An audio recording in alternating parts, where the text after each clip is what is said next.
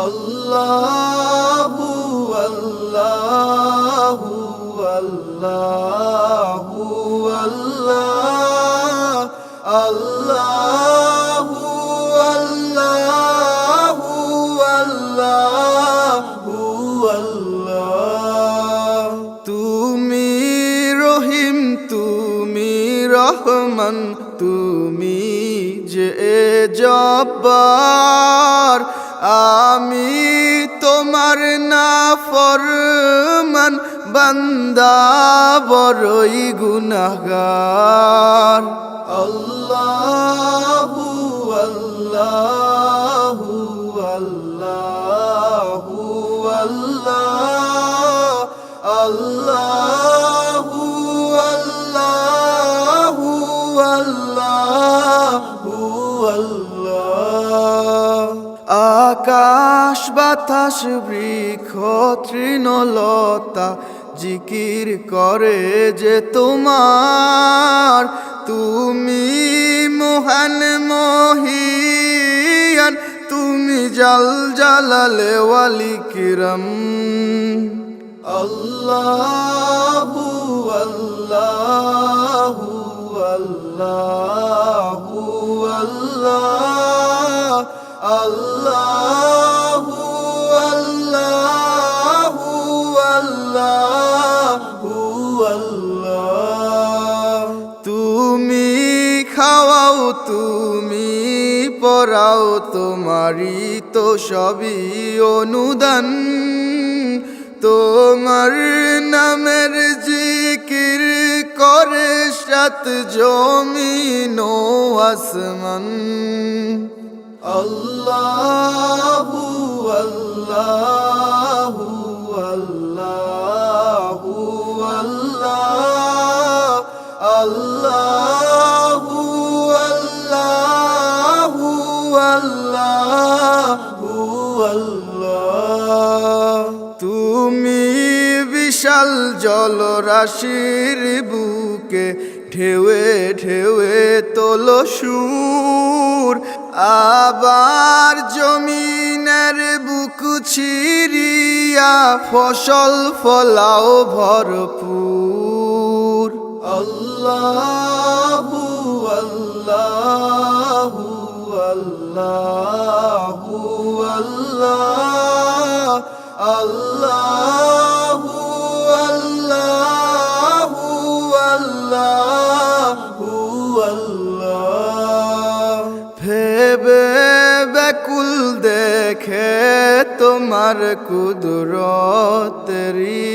খেলা শূন্যের মাঝে কেমনে তুমি ভাসাও মেঘের ভেলা আল্লাহু আল্লাহু আল্লাহু আল্লাহ আল্লাহু আল্লাহু আল্লাহু আল্লাহ কি সুন্দর ফুলে ফলে তুমি সাজালে জগৎময় কোথাও সমতল পাহাড় জল কোথাও আবার মরুময় আল্লাহু আল্লাহু আল্লাহু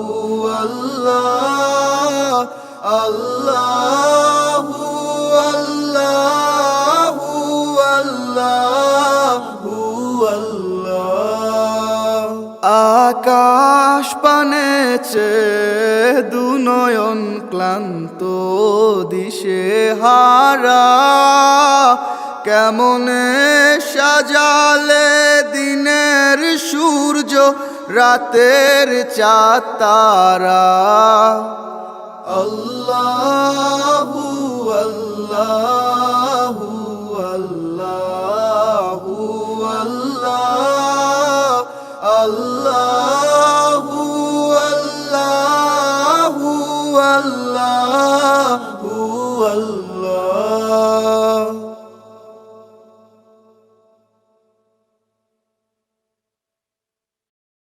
مولاي صل وسلم دائما أبدا على حبيبك خير الخلق كلهم. مولاي صل وسلم دائما أبدا على حبيبك خير الخلق كلهم. يا نبي سلام عليك، يا رسول سلام عليك، يا حبيب سلام عليك، صلوات الله عليك. صل على النبي وتبسم، ده النبي تبسم وتبسم، ده النبي تبسم. اللهم صل عليه. قلبي المتيم كلما صلى عليك وسلم ذاق السعادة مغرما. يا سيدي يا محمد صلوا عليه شافع الأمة، بذكر الرسول تشحذ الهمة. يا ربي بجاه النبي أزح الغمة، يا ربي بجاه النبي أزح الغمة. قمرون قمرون قمر سيدنا النبي، قمرون وجميل وجميل وجميل وجميل سيدنا النبي وجميل. محمد نبينا بنور هدينا، من مكة حبيبي نور سطع المدينة. من صلى صلاته واتحلى بصفاته، يا بخت اللي في ظله ماشي يشفع له في مماته. صل على محمد، السلام عليك يا رسول الله، يا رسول السلام عليك يا حبيبي يا نبي الله. السلام عليك يا رسول الله، السلام عليك يا حبيبي يا نبي الله يا رسول الله. مولاي صل وسلم دائما أبدا على حبيبك خير.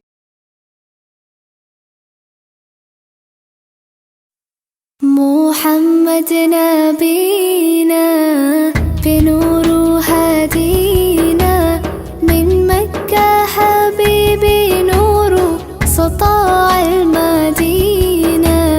من صلى صلاته وتحلى بصفاته، يا بخت اللي في ظله ماشي يشفع له في مماته. محمد نبينا بنور هدينا، من مكة حبيبي نور سطع المدينة.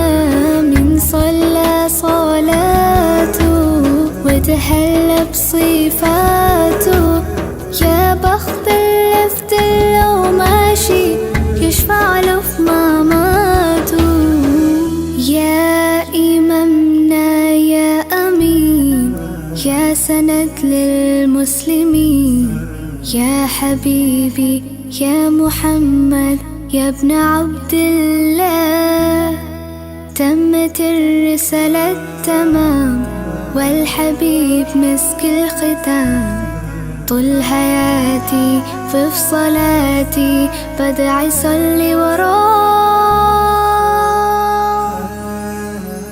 محمد نبينا بنور هدينا من مكة حبيبي نور سطاع المدينة من صلى صلاته وتحلى بصفاته يا بخت اللي في دله ماشي يشفع له في مماته من أول يوم في عمري سمعت أبويا وأمي بيسلوا عليه اللهم صل عليه حببني في الإيمان حسسني بالأمان وتعلقت بيه اللهم صل وسلم وبارك عليه اللهم صل وسلم وبارك عليه نفسي أشوفك في المنام يا رسول الله وابكي على كتفك وانام يا حبيب الله وانا شرف لقى صحبتك وخطي في صفوف أمتك واتحامى فيك محمد نبينا بنور هدينا من مكة حبيبي نور سطاع المدينة يا حبيبي يا طه يا نجم المتاهة غيرت الدنيا في عينينا بالليل ودوهاها من صلى صلاته وتحلى بصفاته يا بخت اللي في دله ماشي يشفع له في مماته